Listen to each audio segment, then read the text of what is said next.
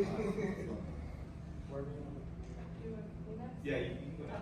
I'm Sarah Bowder. I'm the competition coordinator for the International Window Film Conference here in Charleston. Nice, sounds the support. Appreciate it. I'm Barry Atkins. I'm with the same company, and we're here. Check So, it Barry. out. Barry needs no introduction. No, I do. Right here in front of us. See, he beat you with the beard. Yeah, He Can can't. we Yeah. make a trade? You kind of jinxed me. He even trimmed it. He goes, oh, my beard's looking nice, and you walk out. Your beard is looking nice. Take nothing away from that. What are we doing? Just introducing ourselves? Introductions, where are you from? Well, hey, I'm Cedro Rodriguez. I'm with ADS Window Tint, 8 different shade, in Kennewick, Washington. 25 years of business, always learning new things. Yeah. Should I go more? Should I go on?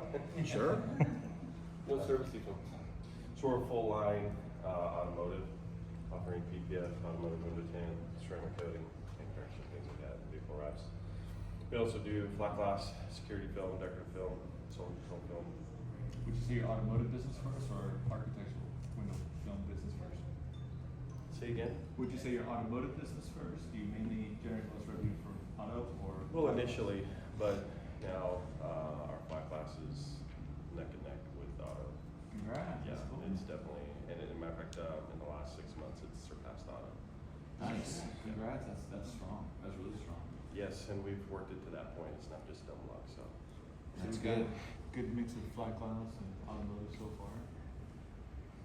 Mr. Hustler, you gonna go in the background? Yeah, absolutely. I came on board with MediaTune in end of October, early November, to help us grow into some new exciting verticals and support our existing family of partners. Excellent. I'm here with Ray and Chris. Shout out, Chris. I'm sorry. And then right here. My name is Sarah Woodman. I'm from Chattanooga. My husband, who's MIA, supposed to be. Oh, there he is. Oh, On demand.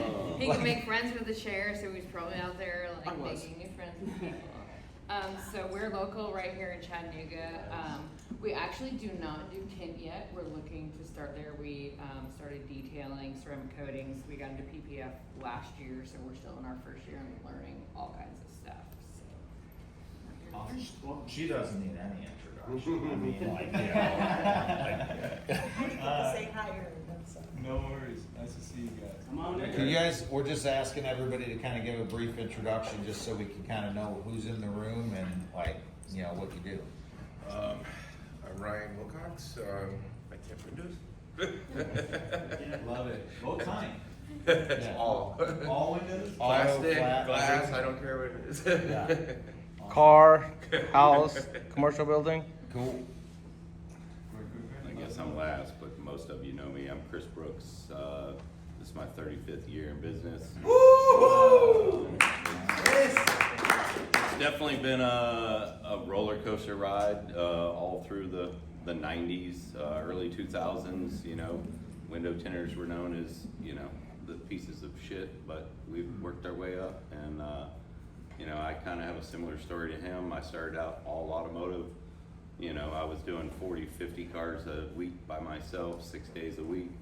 You know, that's what you put your mind into it, and you grind it until it goes. And I now, in the last 10 years, have flipped the script, and I am 80% flat glass and 20% auto. Nice.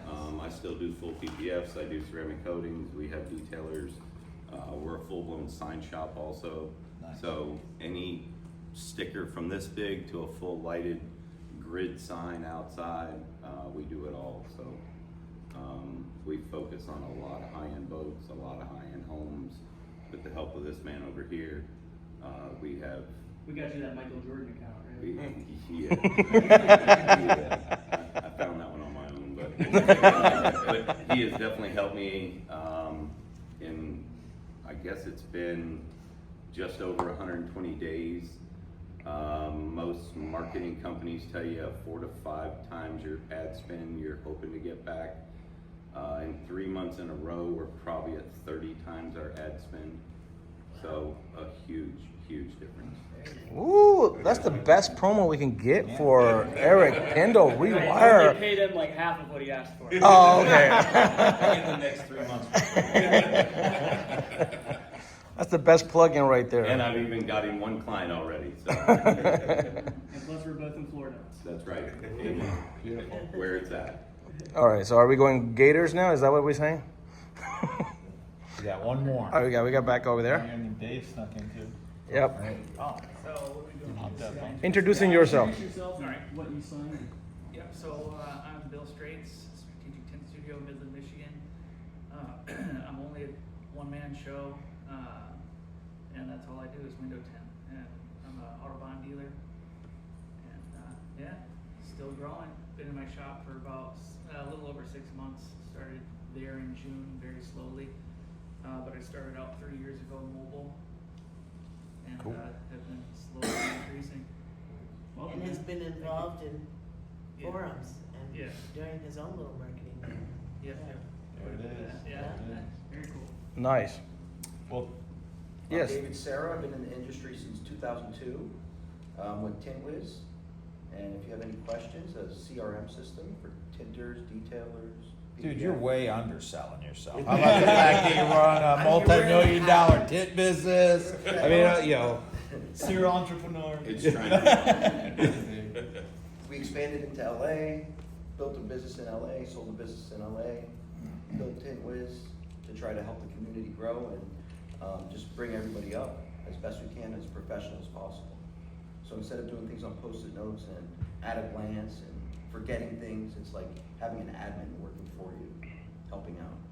And then when you do decide to go and maybe like exit strategy, you have TintWiz that you can just literally hand over to someone and they'll just take your business. Or if you have a kid that you're gonna bring it down to, you know, it's like generational, then it's good to have the information at your fingertips quickly. And customer service is easy with it. So TintWiz answers all the questions. Is that what you're saying? You know it, Cash. So what's in the box? What's in the box? What's in the box then? The box. I'll start collecting money and I actually don't know what's in the box. It's a combination. I swear. Do you see I the have to box? call What's in the them box? and say, There's a box over there that's being raffled off. So I do have the mystery box. Mystery box. Wistery. Mystery. There you go. Mother Marion. Awesome. All right, so I'm Mother Marion. I'm probably the oldest person in this industry. Been involved in the business in the industry for about 32 years now. Work for EPD. My title, I've actually passed the torch to my daughter, who's now managing the automotive team. But basically what I do is social media engagement, forced to do TikToks with my daughter. And she sent this one over here to do a TikTok with me. And special events coordinator. Having a blast, I really am. You do a lot more than that. You're underselling yourself too. You're the most involved person in all the communities. Oh, we love you. That's true. I would agree with that. Most involved person. Most involved person, like in all the communities. Honestly, you are the best, Mother Marion. Don't undersell yourself. I enjoy it. Thank you. All right, Steph. One more? Yep.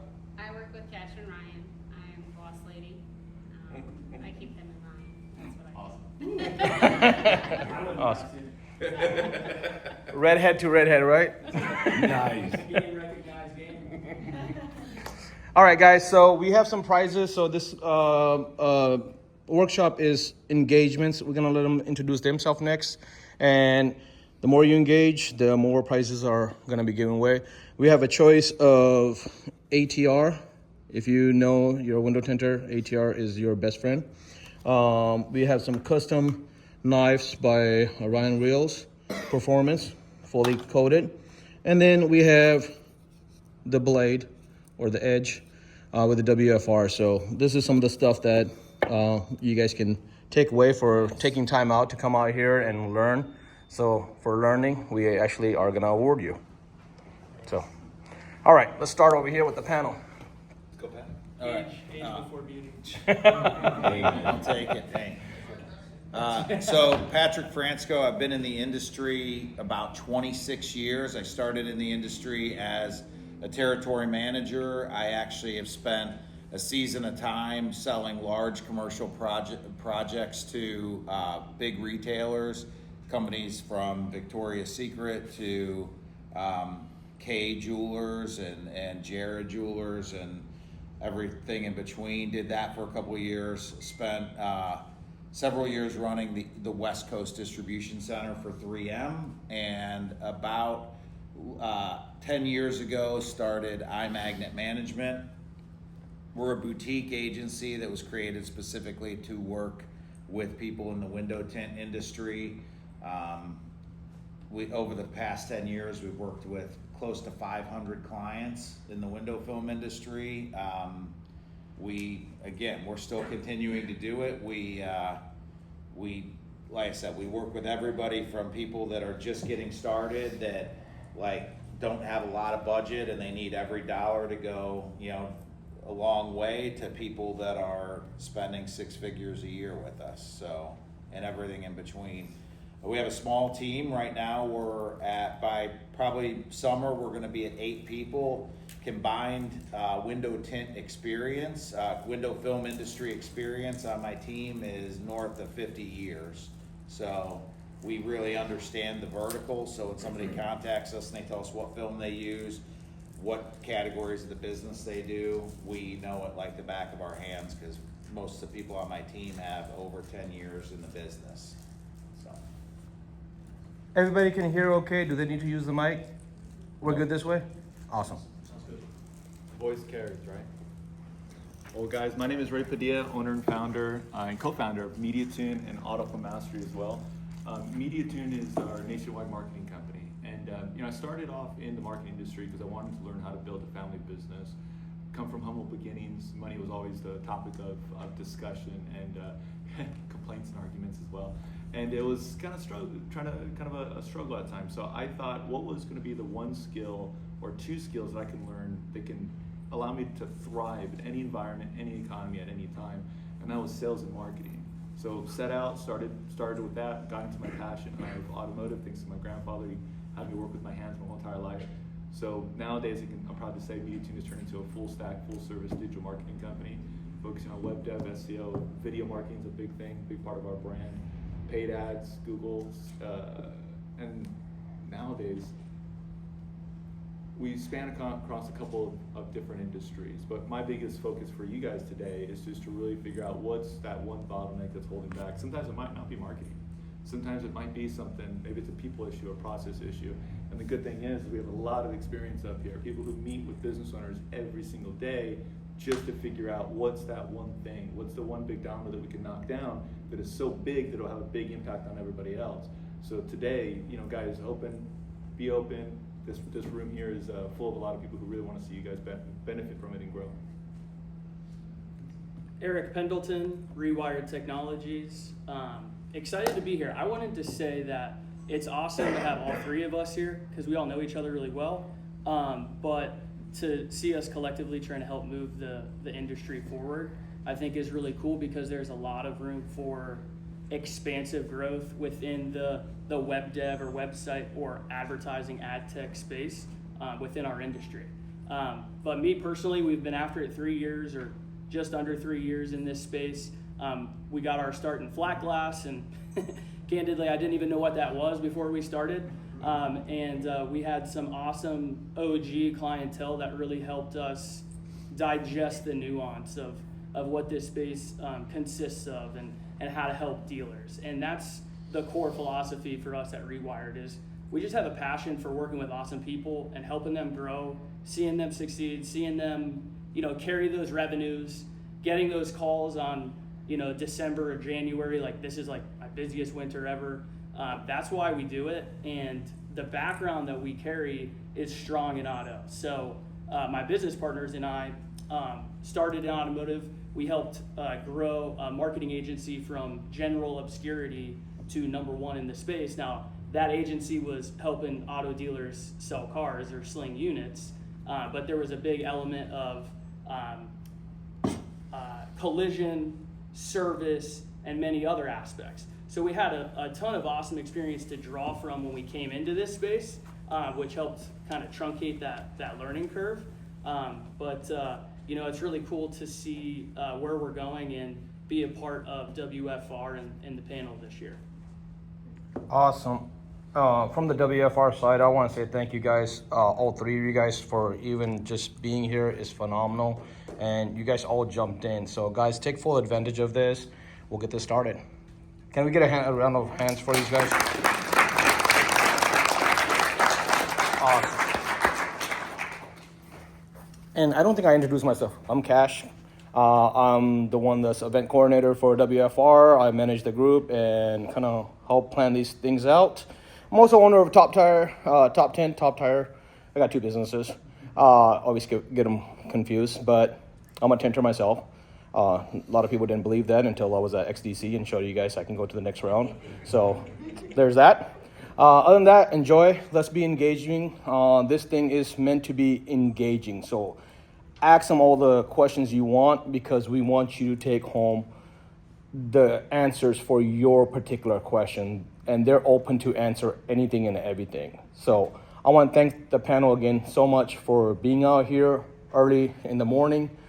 I know it's hard for a lot of people to get up, especially when we have such a good time the night before. And tonight we do have karaoke, sponsored by Tint Wiz and EPD, both right here representing. Dinner's on them. It's exclusive restaurant. They're gonna be closed down, so we're gonna be able to make full fun of ourselves and enjoy ourselves and be able to sing and watch Bruce rock out the guitar like he always does. So if you haven't, Give us a preview, Bruce, of your electric guitar. Here, you can. Just let everybody knows, I'll bring the attendance up. so if you guys don't know karaoke, you want to attend it. Mother Marian puts out the best show, and you want to see her how she tips her bartender as well too. It's Greek style. Greek style. All right, so let's get this thing started. Can I ask you a question? So if you run your own shop, and this is just for like the data, raise your hand if you run ads right now. Great question. And then keep your hand raised if you do that with an agency or if you do it by yourself. Okay. I think another quick question. Meta or Google, both? Meta only? That would be Facebook and Instagram. Both. Google only? Anybody doing just Google? Okay. Was no paid advertisement activity at all? No pay, just one person? That's it? Who doesn't have a marketing strategy at all? Be honest. You raised your hand that you had an agency. Now you don't have a strategy. No strategy. Tough data to work on. He's a strategist. There it is. Cash, did you want to open it up to have them ask their questions, or did you have that? Do you have a couple? No, we just let's go with the audience. I mean, we got a very good audience here. I think they probably got really good questions that we can start answering them. Does anybody have any questions they want to open up with or ask first? So I do. Yes. I have a lot of dealers, customers asking because I'm constantly promoting, you need to market yourselves, you need to get out there. And the question is, how much does it cost? And I know that's a very broad question because it depends on what you're actually doing. But say somebody who hasn't done anything, who wants to get their foot in the door and start seeing some results. What do you think the average entry level is? You have to know what, in my opinion, the first question I ask is what their top line revenue is, because that's gonna dictate. I mean, our goal as an agency is always to shoot for a 10x return. So let me just, if somebody's a $500,000 top line revenue company, they probably shouldn't be spending more than about $50,000 in marketing total all in. If they're, as they grow, they can spend more on marketing, but ideally, the multiple we always look at is, whether, even if they're a $150,000 top line dealer and just getting started, we approach it as an agency like, okay, we have $15,000 to make something happen for them. Then as they become a $200,000 dealer, we have $20,000 to make something happen for them. As they grow, we can spend more, but I never go into a situation advising a $200,000 top line startup to spend, $50,000 on marketing. I think that's, you've got to keep it. So Now, there are minimums, I would say. I mean, I think that, you know, you have to spend enough to make an impact. I always tell our clients, I'm trying to spend their money the same way I spend my own. So if you're at a place where you don't have the budget, I would rather, there's a certain amount of money you have to spend just to get some response. I mean, at a bare minimum, depending on the market size you're in, you're gonna, you know, we would analyze all that and say, this is kind of like, even if you're a brand new startup with no revenue, you have to spend, a certain amount to make the needle move. But then I start looking at it from a revenue standpoint, because again, we try to keep it in line. From an overall business strategy standpoint, you shouldn't be spending more than 10% of your total revenue on marketing. Yeah, and I think capacity has a lot to do with that as well. And when you say like the minimum, there's nuanced differences behind what marketing is. There's paid ads, which is like jazz. There's organic, which is like flus, right? It doesn't mean one is superior to the other. It's based off of your preference and what you see works for you. Capacity matters a lot. Your primary verticals that you're gonna go after. Cedro was just in here, but he said, oh, we're even split, flat, and auto tint. Okay, well, you know, my guy in the back, forget your name, sorry bud, but he's auto tint versus a little bit of flat. So you wanna hone in on your top objective that you're really trying to move the needle on, that you have the capacity to fulfill on. I definitely agree on the 7 to 10% investment year over year based off your annual run rate on your revenues, and then your market as well. If you're in Chattanooga, Tennessee, it's not a super robust condensed metro versus a Dallas-Fort Worth, right? So based off of the strategies that are best for you, the capacity to grow, the vertical you're going after, and then what does that market really support on that vertical?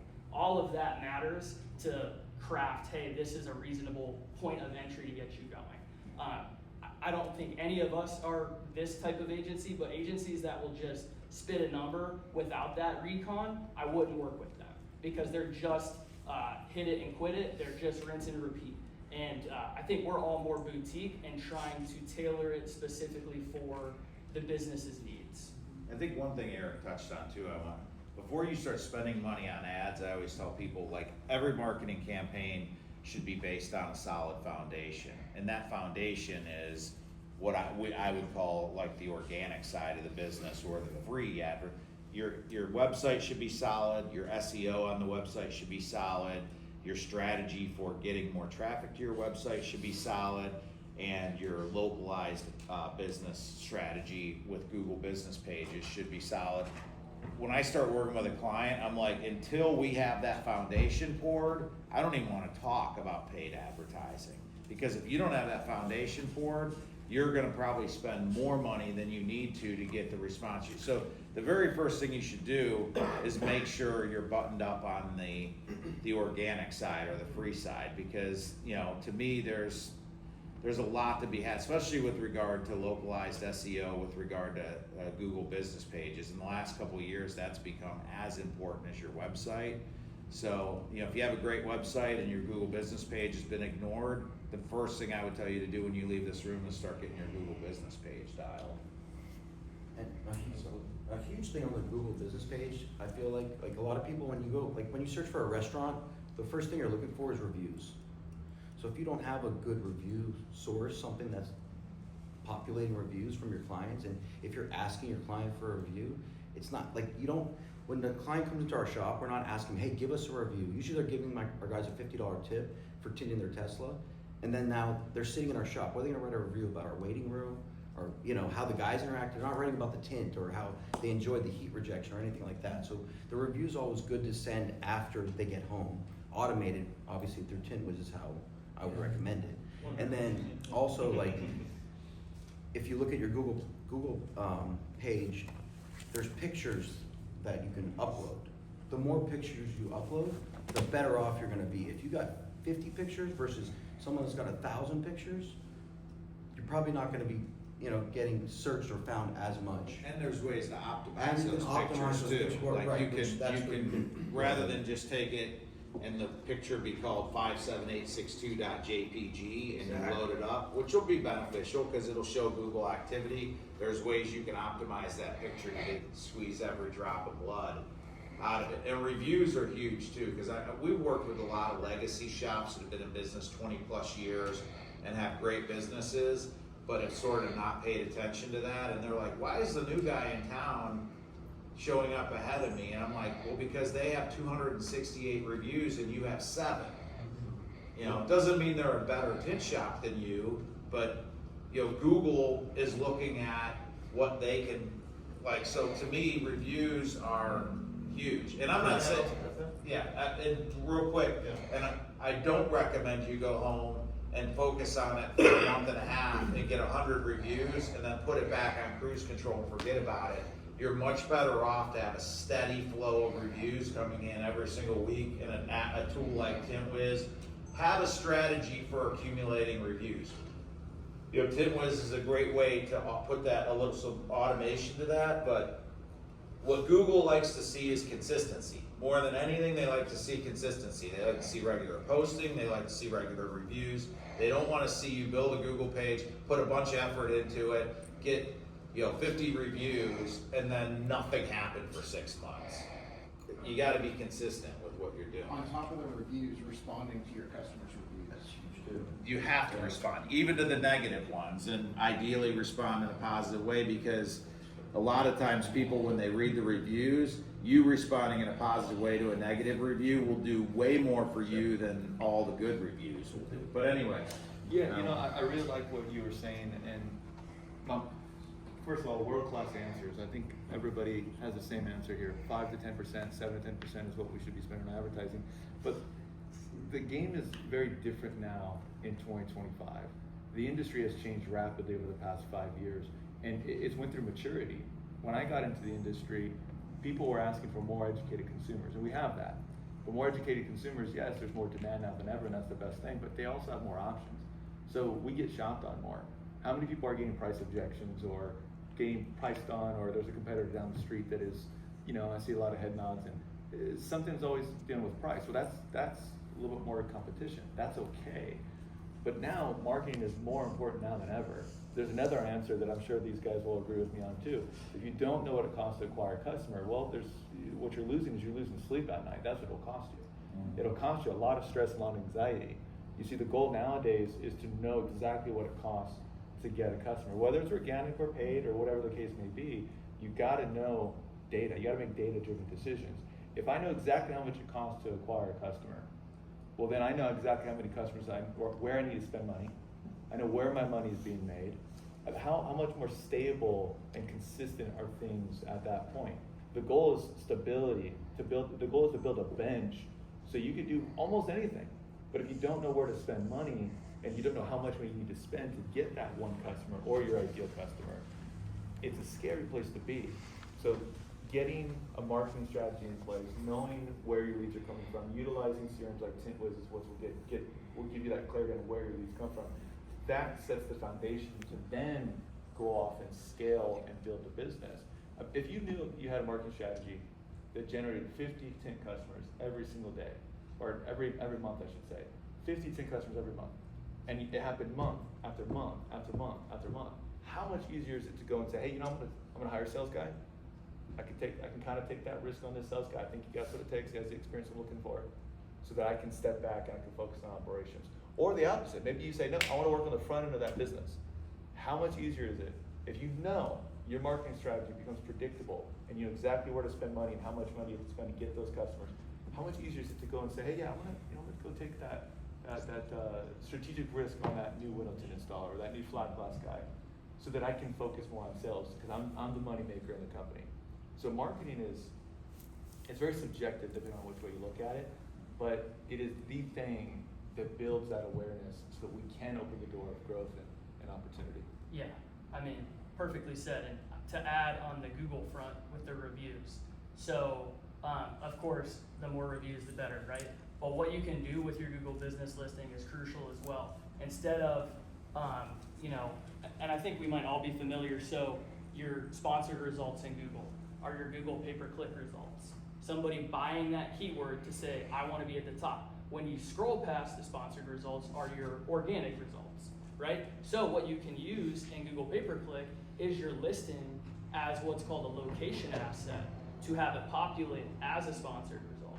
So as you're gaining all of this traction, responding to your reviews and ramping up your happy clientele, you can take that listing and instead of showing somebody a line of text, right? MediaTune, we slay ads, we can show them all the reviews, and then we can differentiate you and separate you by them seeing your awesome reviews, your images, and so on.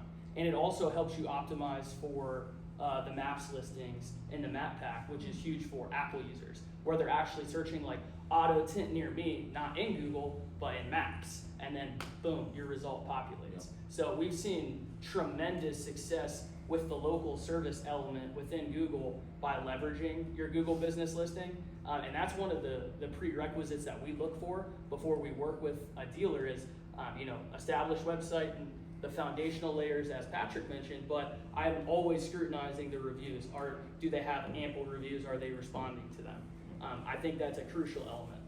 Go ahead. Why is it that sometimes if there's a tint shot on Google, you can find them, but then if you go into the maps, they don't have a type it maps in, listing. it doesn't. They don't have a They don't maps have a listing. maps listing. So there's two different listings, and then when you are optimized for both and you leverage a location asset, then it's kind of like you're jumping to the front of the line, right? Which, I mean, there's pros to organic, and there's consumers that will scroll past all of the sponsored results for sure.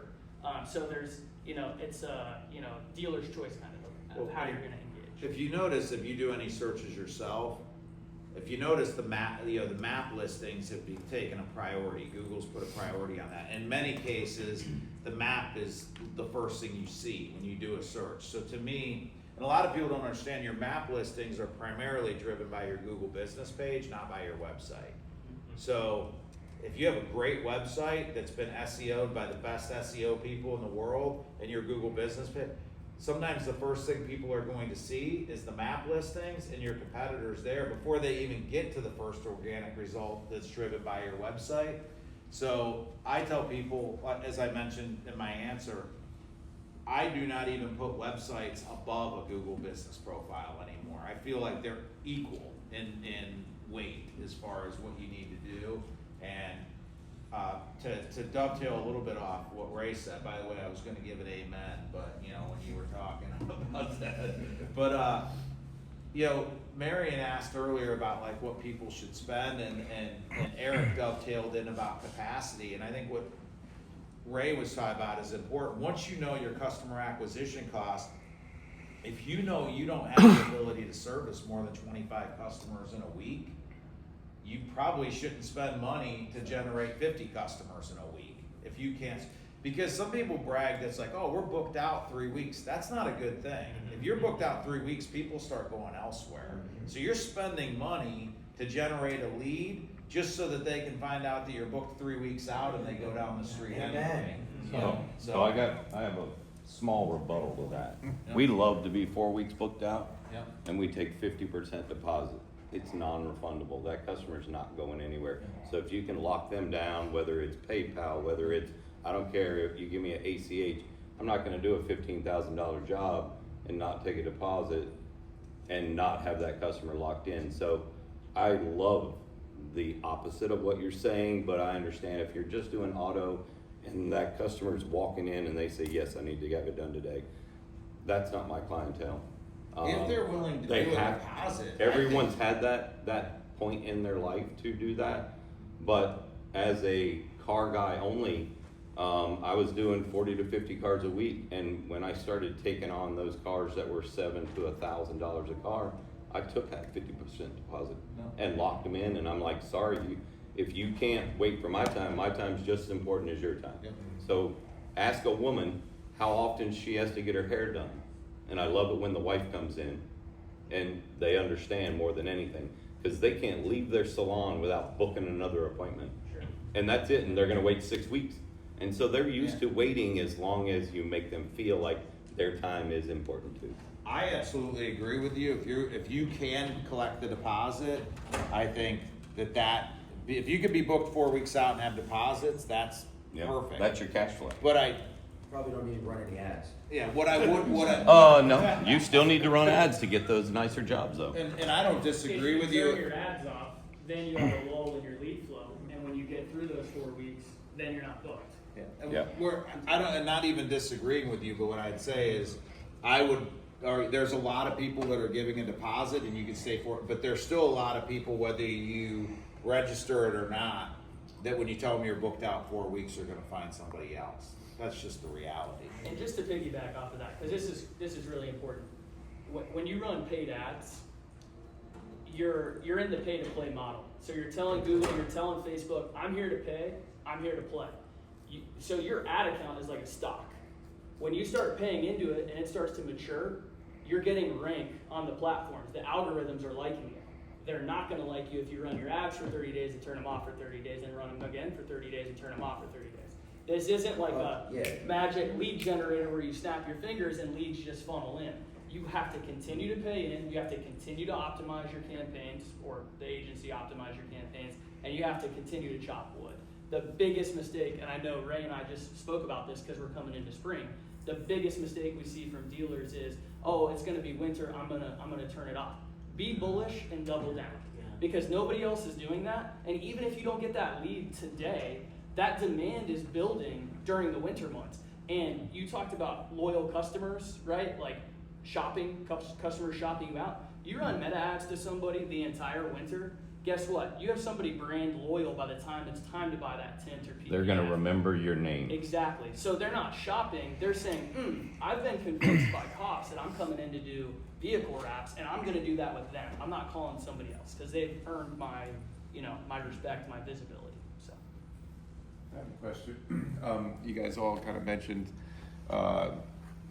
getting ready for marketing, right? So you have to, have your Google page and stuff like that. Do you guys have a recommendation for people who are trying to get ready to actually have a marketing team come in, other than just the Google, or just focus on getting yourself a good Google and your website, or is there? I mean, most of us, I think, will help people that are looking to come on board get that foundation. It's not that I think most of our agencies can help with that. It's that before you go to step 2, you've got to finish step 1. And so it's not that our agency wouldn't help you get those foundational pieces where they need to be. But if I come in and look at your website and I'm like, this website is really, I'll tell you, when we got into the business, we did not want to be in the website business at all. I did not want to build websites as an agency. We are now into the website business and have probably built 400 plus websites, primarily because if I come in and your website is a mess, it's the hub of the wheel. So nothing I do can work if your website's a mess. If I drive people to your website and it doesn't have good calls to action, it's not a good user experience, things like that, we're probably going to have to spend more money to get similar results because the hub of the wheel is broken. So I feel like most of us can help you get the foundation set, but what I would say is our agency would be like, this is that we will not move, if you come to me and your website's a mess and you have no Google business presence and say, I want to spend money on Facebook ads, I'd be like, that's a bad idea.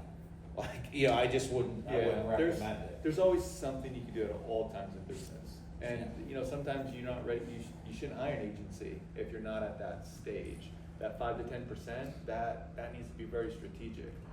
Again, earlier I spoke about the different level our industry is operating on nowadays. I think you mentioned it earlier. You said that before it wasn't cool. It wasn't cool to be a tinner. It wasn't cool. Yeah, we were like the bottom of the barrel in the 80s. Outcast. I've heard this from a lot of Absolutely. veterans. You're an outcast. We all worked in the back of a car wash or behind a car audio shop, and they were like, oh yeah, go see the guy out back, and you were under an awning and. You look around that room, you see how much pride's out there? Oh, we have fucking competitions to win. We all are the best in our own head, I'll tell you that. This shit is cool. Well, this shit's cool though. This is the cool business. Back in the 90s, early 2000s, you talk to any 12-volt car audio technician, they'll tell you that was the cool thing to have. Right now, this is the cool fucking thing. People know we make money now, which means you got people that know business that are coming into this. And that means we have to make data-driven decisions. There's always something that you can do, but you got to make sure you know your numbers. You got to know your books. You got to know your finances, and that 5 to 10%. I mean, that is one of the most important expenses. Again, going back to the slow season, the worst thing to do is to turn off your ad spend. You're making the situation worse. Right. You're making it worse. Yes, your ad costs go up, but it's no reason to panic. You just spend Sometimes- $50 Buckle more per Well, in deal. some cases too, counterintuitively, and I think Ray, everybody on the panel would agree with this. Sometimes in the winter, for window film type of keywords, things like that, a lot of people decide we're pulling back for the winter because we don't have the money. And all ad costs are based on supply and demand. So the more people that are advertising on Google, the more expensive it is on Google. So if all your competitors pull back, it actually could be less expensive to get similar results because you're actually paying Absolutely. less. So in the middle of the summer when it's frothy and everybody's throwing money into Google, it's the most expensive time of the year to be advertising. So you're actually spending money at the most expensive time and turning off your ads at the least expensive time. Yeah, and the search volumes ebb and flow. And I mean, we can all attest. If you put a budget in Google, they want you to keep spending. They're going to try every little trick in their book to continue to tell you to spend more. And there's an actual report or column in the reporting in Google called search budget lost. So what that tells you is the percentage of market share you're missing out on for the keywords you're bidding on, right? So it's all an auction system. So to Patrick's point, there's less competition in the winter, but there's also less search volume. Yeah. So don't fall victim to Google telling you, oh, you need to spend 33% more. Right size your Google search ad spend, and then leverage a proactive platform in social, i.e. like a Meta, Facebook, or Instagram. Because now I'm not reliant on people searching to come in, even though those are considerably higher intent than a Facebook or Instagram click. Now I can take all of Facebook's data, I can leverage the intuitive nature of it. Guess what? They're listening to your microphones. They have the behavioral based data based off what you're texting your friends, what you're searching on the web.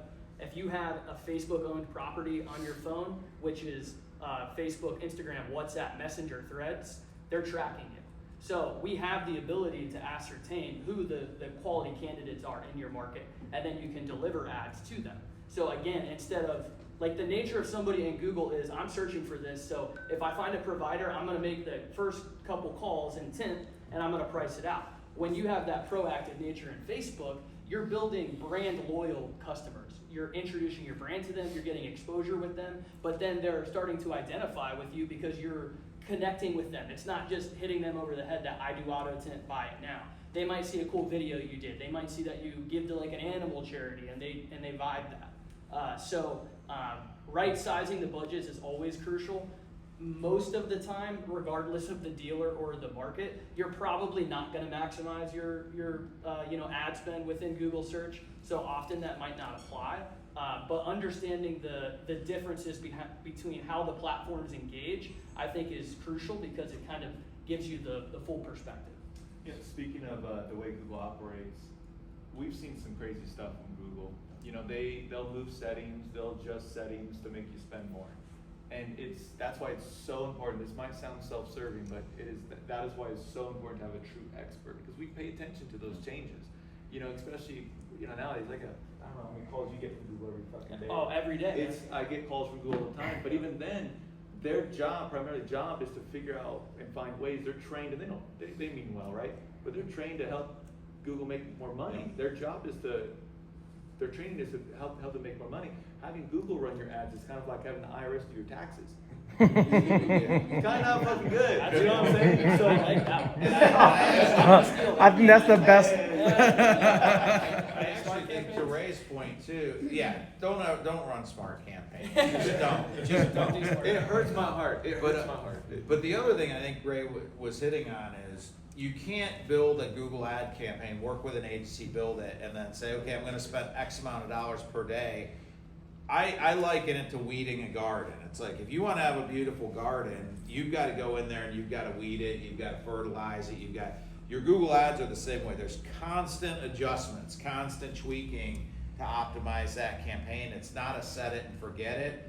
And there's things on the back of your Google ads that are called recommendations from Google. You think, oh, if Google's recommending it, I should do it.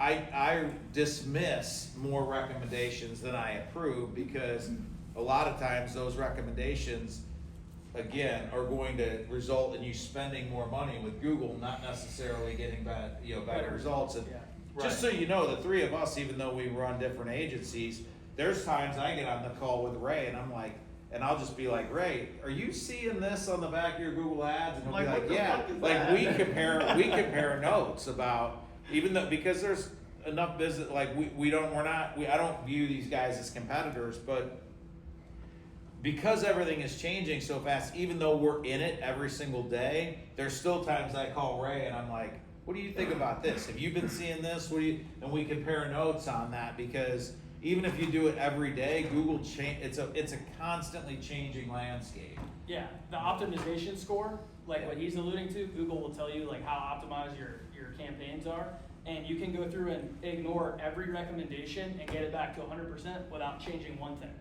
So the optimization score is literally a fugazi designed to tell you, ooh, you need to update your target CPAs or whatever. So yeah, don't listen to everything Google has to say. A good example of that is about, 2 years ago? It was Tenor Battles 2 years ago. Oh, yeah. That they came out with Performance Max campaigns, and everybody was really bullish, including Ray and I. Yep. We put a lot of our clients into Performance Max campaigns, and we tracked them for about 6 months, and we realized that although it sounded great on paper, these campaigns just weren't giving us the results that we had hoped, and we Anything adjusted new, you gotta be skeptical. These were ads that were It's better supposed now, to right? utilize AI to get you better results, and it's new shiny penny. Ray and I were like, yeah, let's do. But then again, by watching the data, the data will tell the story. No matter what, you can put the best marketing spin on it you want, but the data is going to tell the story. And we compared notes 6 months in and decided to change strategies based on that. I think because we were like, this just isn't working the way that we thought it was going to work. Now that doesn't mean that now it hasn't gotten better, but at that time, Much better. Sure. it was so again, my point of that is to say that there's constant, Google's made 2 major algorithm changes in the last 7 months, which is, changed, our job as an agency is to understand those things and understand how we need to adjust our client strategies to do that. It's a challenge when you do it every single day and that's all you do. And we still compare notes because I'm like, Ray learns things that I haven't learned, and I learn things that Ray haven't learned. No, it's great, man. And just to kind of keep you guys up to speed, within Google, you've got search. That's your primary lever. You've got display, which are banner ads or like skyscraper ads on Google's AdSense network. So different websites that you can display banner ads on. You've got discovery ads, and then you've got YouTube as well. So all of that lives underneath the Google landscape. The bread and butter, what you need to be running is search. The Performance Max that he's alluding to helps you with AI optimize across the entire Google landscape. So the appropriate use case that we found at Rewired is once we've got a decent budget with a dealer and they've maximized their search effectiveness, if they have additional budget that we want to leverage, let's say they have awesome content that we want to run in YouTube, then we can leverage a Performance Max campaign as a little bit of diversity to their Google marketing. Now, it's always going to be a compliment. It's never going to be the highlight. But key takeaway on Google, don't run smart campaigns, don't run Performance Max until you've maximized your search. David, you had a question? Can I get a repeat on the do not run smart campaigns? If the only thing you remember about this morning is don't run smart campaigns, I got stories for you. I always say, think of your website like a fishing boat. The more, when you're trolling, the more lines you have out, the better. And like, the more you invest in your website, the better off you'll be. Your website is the key thing bringing in the lead. That's a really good thing. We haven't talked a lot about websites. The more boats you have, the better too. So that's another way. You have friends with boats. But the more pages on your website is also huge. Which, like what we did to build our website up is organically was the admins will take the projects from TintWiz that have before and after pictures and they do blog posts. Now when it's slower in the wintertime, they're doing blog posts in the winter based off of the project. So who knows your business more is you guys, because you're operating it every day. You can definitely hire these guys to like bring you to another level, but something has to keep that website alive and rolling and rolling. Yeah. And pictures have to go in and blog posts, and we did that, we accomplished it, this is our projects. Those are things that our customers are looking for. Those are the lines that are out in the water that you're trolling. So the more, if you have 2,000 pages on your website and somebody's got 6 pages, your 2,000 pages are gonna be everywhere. What we talked about earlier too, Google likes to see consistency. So to Dave's point, like that steady flow of blog posts, and so every time Google crawls your website, they see new content is good. Versus a website where Google crawls a website and they're like, this is the exact same crawl as 6 months ago. Yeah. This website's not like active, so they like to see activity. You can fully SEO. I was just talking to these guys in the hall before this. We have a client right now that we're in the middle of a project that they want us to build 2,000 pages in the next 90 days for their website. So we're doing that. But that's the point. They're looking to say they understand it's like it's just a domination, like we're gonna dominate everything. And it's in like this X market. numbers per page, and they know the number and the value, but it's not, the thing is, it's not going anywhere. Once you build those 2,000 pages, no one's taking it away. Yeah. The ads, it's like, you spend $500 every 3 days, boom, boom, Yeah. boom, those ads are gone. Yeah, The I mean, pages yeah, stay. you're right. Once those pages are crawled and registered by Google, you own them. I You mean, own them, to your point, I mean, you can't if you an ad could work great. You could have an ad that's perfectly optimized, but the minute you pause that ad, all the benefits of it stop. When you do some of the other things we talked about, like adding, getting reviews, adding to your Google business page, adding pages to your website, that gives you benefit. 2 years from now, you could still be benefiting from that. 3 years, 5 years from now, you could still be benefiting from that. So I got a question for you guys as a marketing agency, as people hire you guys on. A lot of business owners that I can associate with is that they'll hire an agency and they let you guys kind of do everything and don't follow back up or check in with you guys, how it's performing, what needs to be changed, what they need to do. You guys kind of address some of that stuff, but like on this one here, what is your recommendation? If you hire an agency, how often should an owner or a manager or somebody in the company should be associating themselves to, like, hey, what's the follow-up on it? Like, where are we at? What do we need to change? Like, instead of just throwing on an agency, because I see a lot of guys do this. They hire an agency, they throw it on them, and then a year later, like, man, I hired this agency, I wasted all this money, I didn't get the result I wanted. Is that okay? Is that the right way of doing it? Or should you be like following back up every 30 days, every 90 days? What should be the process on that? I think you're gonna get a very passionate response from each one of us. I see that. I saw the mic move and I was like, okay, I hit a nerve. You did, you really did, because communication is everything. And here's the thing, marketing brings entrepreneurs' vision to life. You give someone the keys to that fucking vehicle, you're gonna crash. You're not gonna be happy. And then you're gonna start pointing fingers as the entrepreneur, as the business owner. But you gave them the keys. You said, hey, figure it out, get more customers. You gotta know why you're getting those customers, what marketing channel gets those customers.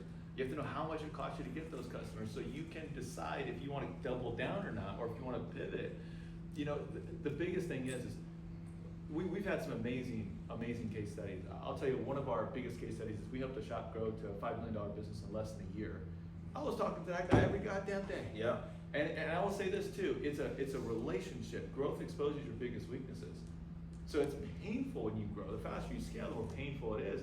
And again, that's where effective, clear, open, honest communication comes in. You got to be able to have that tough conversation with the person that's doing your marketing, whether it's an in-house person, an out-house person, local or an agency, a specialist, right? You got to be able to have that effective communication. Communication is just so important, especially if you really want to grow. And the bigger, just to dovetail what he said about that client, the more money you're spending on marketing, the more important to have more regular conversations. Yeah. Like Ray and I actually had a client that we shared, and we tag teamed on that client, and they were spending $1,000 a day on Google Ads, and and then he doubled it. Yeah, exactly. But we needed to be in that account on an ongoing and regular basis, because if we can make a tweak, when you're spending $1,000 a day and we can make a tweak that makes a difference, within a couple days you could be talking about hundreds of dollars of ad spend benefit, you know, like that are more redirected. But my point with that is, so to me, we try to communicate with all of our clients. I want my clients to know exactly what we're doing.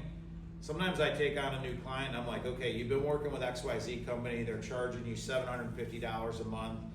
What exactly are they doing for that? And I think everybody on this panel can probably attest. They'll be like, I'm not really sure. And I'm like, how do you not know? Like, you know, so we really go out of our way to say, you know, what we're doing, you know, maybe not get into the mechanics, but I want them to understand this is what the strategy looks like, this is what we're doing, and then there's an ongoing communication back and forth. And depending on what they're spending, I talk to some of our clients once a month, and I talk to some of our clients once a week. And it a lot of times it depends on what, you know, what their spend amount is. And the other critical thing I say to my clients before we even start the conversation, I'll be like, before we get into the numbers, before we get into talking, tell me how business has been the last week. Because if I shower you with a bunch of numbers that all look great on paper and you tell me business has been dead, well, I don't care what any of the numbers say. If you tell me business is dead, we need to figure out why your business is dead. Yeah. Numbers turn into a beauty board real quick. Yeah. I concur. And I think one key element to collaborate on is content, especially when you're running like meta ads. You know, to use Chris as an example, with flat glass, there's a really cool strategy where you can do high-end residential geofencing. So geofencing, like how you target in meta is you drop a pin and then you can draw a radius around the area that you want to go after. So geofencing is Chris goes out to affluent, high-end neighborhood with signage behind him, selfie style video. Hey, I'm Chris, we're doing projects in this neighborhood, hit us up for A, B, and C. We take that ad and we run it just to that neighborhood, right? So the collaboration is key because you can never have enough content with the modern architecture within Meta. You want to continue to feed the beast. An ensemble of content is key. So the auto verticals, they're really engaging typically that video content. Awesome PPF jobs, wraps, and so on. Those are going to catch people's eye. For flat glass, it's a little bit different. It's a little bit more nuanced. Leveraging your OEM's content, you know, 3M, SolarGuard, Lumar, etc. That's huge as well. But getting content that helps Chris be the face, because they're going to see his ad, they're going to call, then they're going to have him come out, and they're like, you're the guy I saw from the ad. Now there's a pre-established level of trust and continuity within that funnel. And I cannot stress enough, if you do flat glass, that is absolutely crucial. That's one element within Meta. The other thing, and this applies to auto and flat, it's called Advantage Plus, but it's the new AI strategy within Meta. So you build like one campaign, let's call it Auto Tint. Within that campaign, you have up to 10 different videos and images. You have 5 different versions of headlines and ad copy.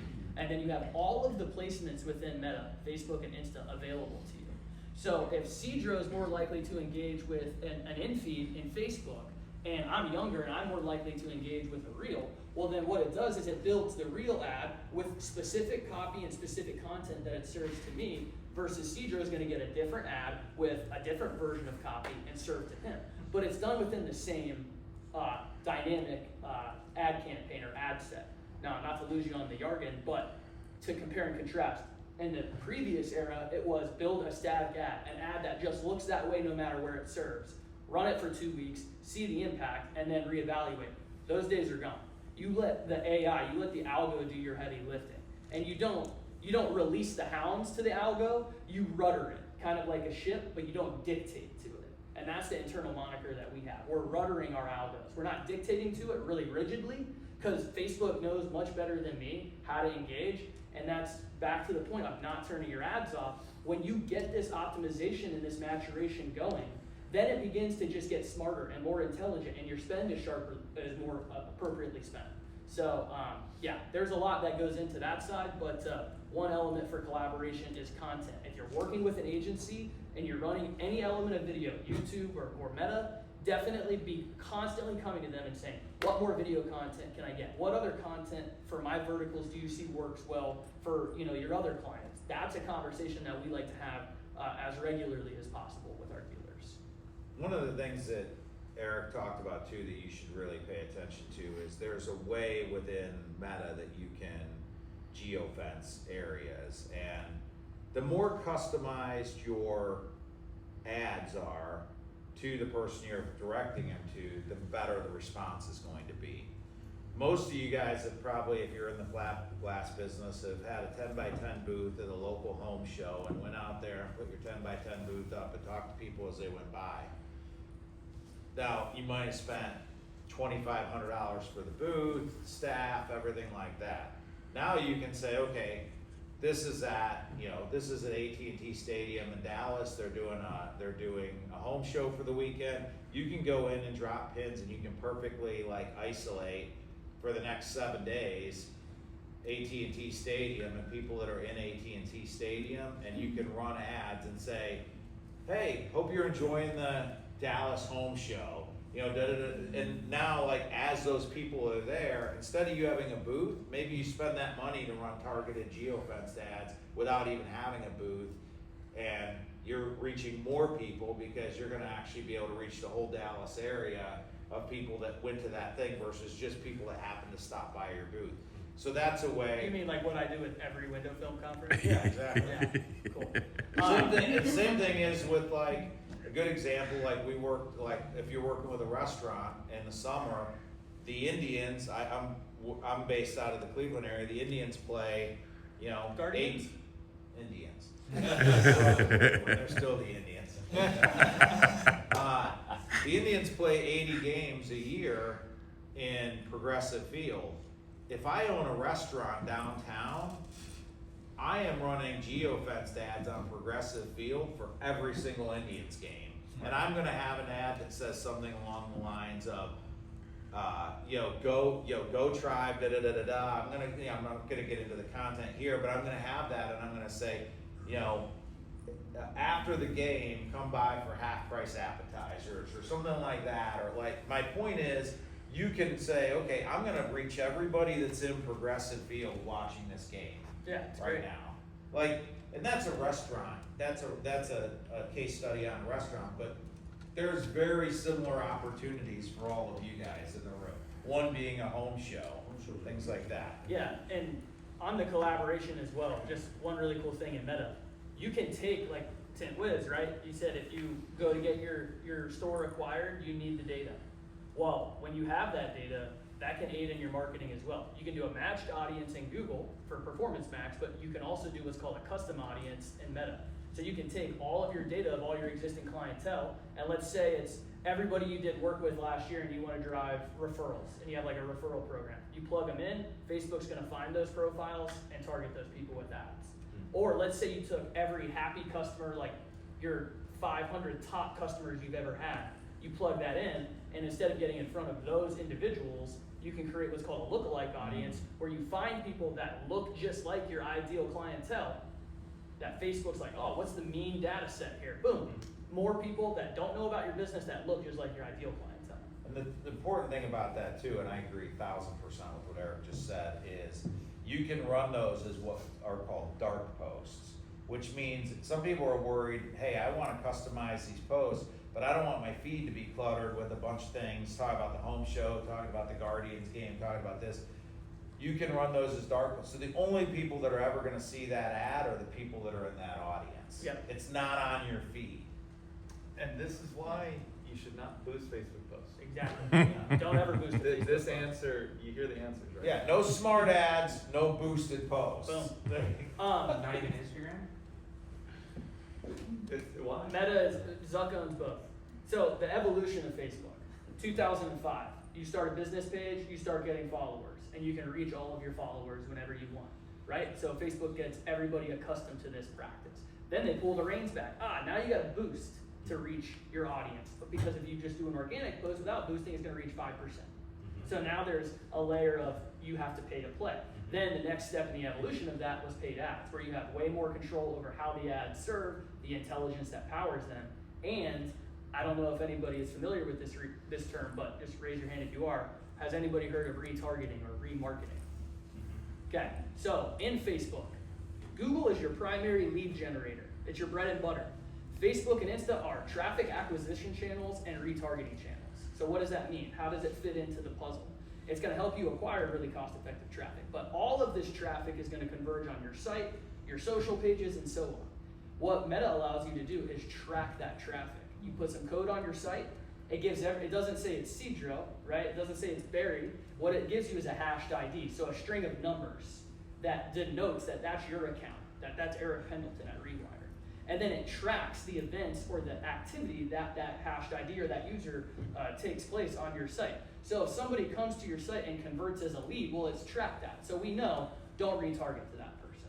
But if somebody comes to the site and looks at your flat glass pages, maybe solar, since we're in spring, and spends 5 minutes reading the content, but they don't engage, now, or convert as a lead rather, now you can follow up and continue to serve them ads 8, 9, 10, 11, 12 times in order to get them double opted in and back to your site. So a big thing that we see with stores that use a lot of Google is they don't have a bottom half of funnel. They don't have a follow-up mechanism.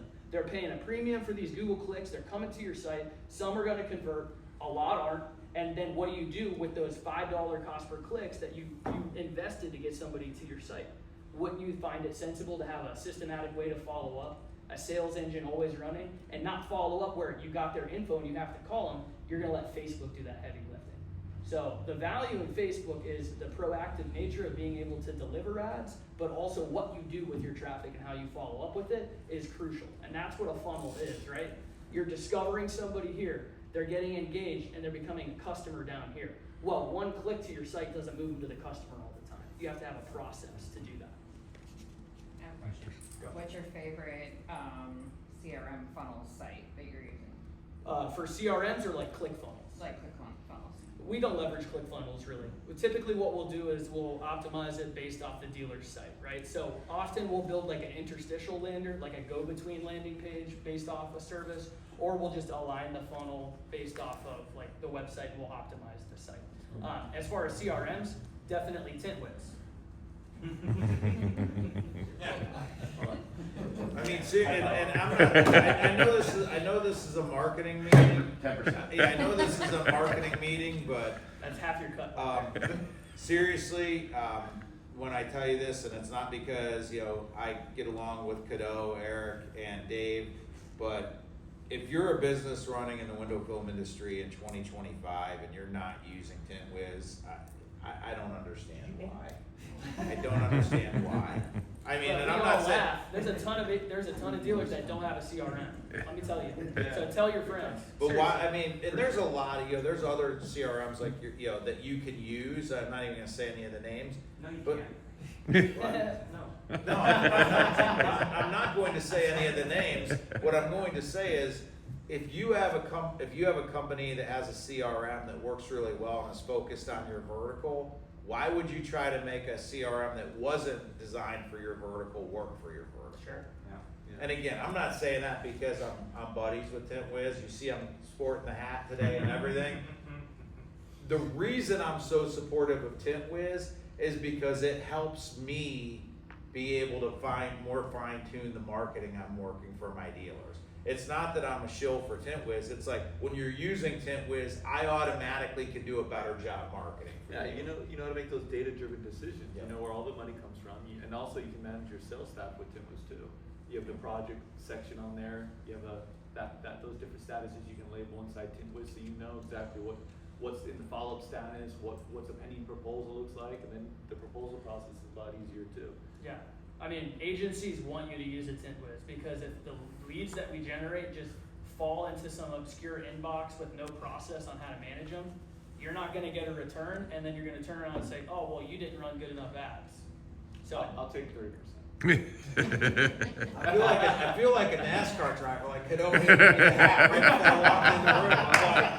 I'm like, Okay, marketing masterclass. Cadeau, great marketing move you there. see my TintWiz tattoo? Where did Cash go, by the way? Are we out of questions? Or somebody in the audience? Oh, look at that. I would say this one last thing, and this is just generally behind the marketing philosophy. And anything in life, I think all of us have experienced this.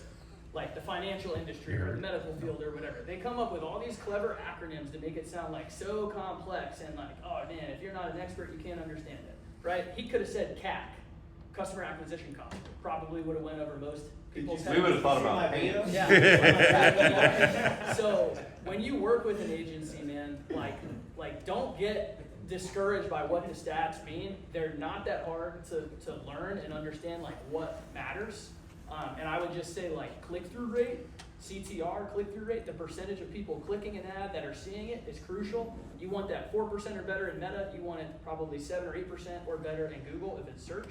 And then unique clicks, not total clicks, not, where'd Mom Marion go? I was gonna shout her out, but she clicked 10 times. Don't let that agency report on, oh, you got 10 clicks here. And then you think, oh, 10 different people. Unique clicks.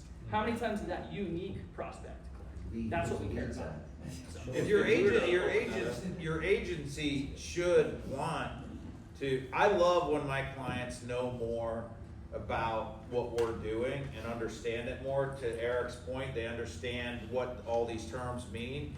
Because a lot of times, the more they understand, the more they're like, holy smokes, you guys are doing a lot of stuff. And it's like, I want them to understand, because here's the thing, like, if you're just giving somebody money and you don't understand, like, I think Ray said it earlier, like, you're handing the keys to somebody and you don't really even understand what's going on. You really need to, and I'm not saying you need to understand it maybe at the same level of the agency, but you need to have a handle on certain measurements and what they mean, so that your agency can have a dialogue with you like, hey, this month our click-through rate increased by 25%. That means our ads are probably structured a little bit better, because people that are seeing the ads, more of those people are clicking on the ads, which means our ads are enticing to them. So click-through rate really tells you a lot. I mean, it tells you whether you're targeting the right audience, because if you're targeting the wrong audience, your click-through rate is going to be bad. And if your ads are crap, your click-through rate's going to be bad. So if your click-through rate's bad, it really tells you something's amiss. Like, and yeah. And that's what leads to, am I getting the right cost per conversion or cost per lead, right? It doesn't just start at how many leads and what did it cost. There are key performance indicators, KPIs, that lead to your cost per conversion. And that's what the agency should really be vetting itself against. All right, guys, I just want to break in just a second. Officially, we're kind of done for the time, but these guys did say that if it keeps on going, we can go ahead. The competition, if you're in the first competition, 10 o'clock is when the competition is going to start. If you engage, just come up here, help yourself to one of these prizes. Did he get all the things up on the website?